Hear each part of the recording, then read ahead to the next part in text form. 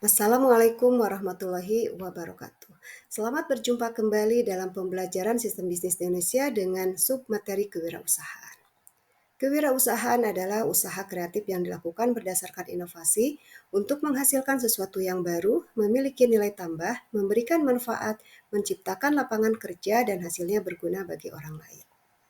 Ciri-ciri kewirausahaan diantaranya percaya diri, berorientasikan tugas dan hasil, pengambil risiko, kepemimpinan, keorisinilan, berorientasi ke masa depan, jujur, dan tekun. Sifat kewirausahaan, nah di sini cukup banyak ya teman-teman, silahkan bisa dibaca.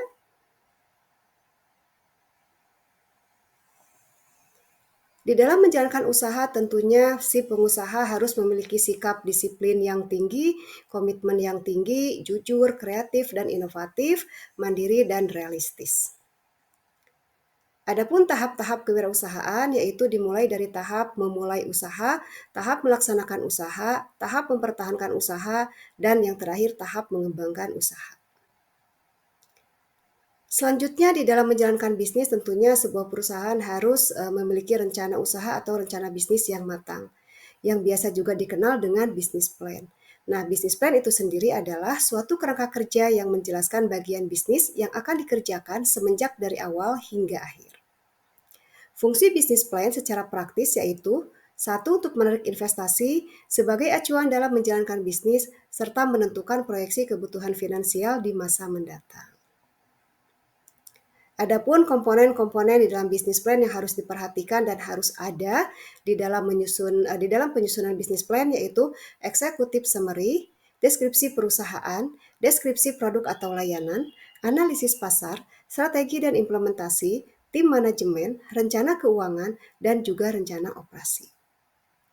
Jenis-jenis bisnis plan di sini ada 5 ya teman-teman. Pertama, startup business plan, kedua, growth business plan, ketiga, development business plan, keempat, strategic business plan, dan yang kelima, operasional business plan. Berikutnya, manfaat dari bisnis plan itu sendiri adalah untuk membantu dalam mengambil keputusan, mengatur keseluruhan sistem keuangan perusahaan, dan untuk membantu mendapatkan investor.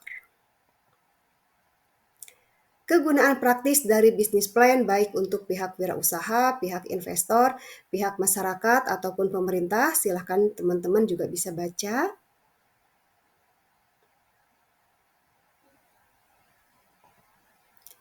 Selanjutnya teman-teman di dalam penyusunan bisnis plan ada beberapa hal yang ini penting sekali untuk diperhatikan dan yang harus kita lakukan sebelum menyusun bisnis plan. Kita harus melakukan analisis pesaing dan riset pasar, kemudian menentukan tujuan dari bisnis yang akan dijalankan, harus mengetahui target pembaca bisnis plan yang akan dibuat, serta mengumpulkan dan memiliki bukti dan referensi di setiap komponen dalam bisnis plan. Nah, yang tidak kalah pentingnya yang nomor 5 ini adalah di mana isi bisnis plan harus dijelaskan secara rinci, runut, dan realistis dengan menggunakan bahasa yang sederhana dan mudah difahami. Dan tentunya dengan tetap merujuk kepada penulisan yang baik dan benar. Komponen-komponen bisnis di dalam menjalankan sebuah perusahaan, kita harus memiliki manajemen, kekuatan brand atau image, produk atau layanan, partner, serta pelanggan. Nah, prinsip dalam bisnis atau berwirausaha tentunya kita juga harus memperhatikan perencanaan yang matang, SDM yang berkualitas, loyal dan sejahtera, manajer yang terbuka, tegas dan demokrat, serta lingkungan kerja yang nyaman dan mendukung. Berikutnya yang terakhir harus terbuka dan mau untuk selalu belajar. Baik, demikian pembelajaran kali ini dan untuk penjelasan lebih lengkap, silakan teman-teman akses BMP Sistem Bisnis di Indonesia khususnya modul 6 mengenai kewirausahaan.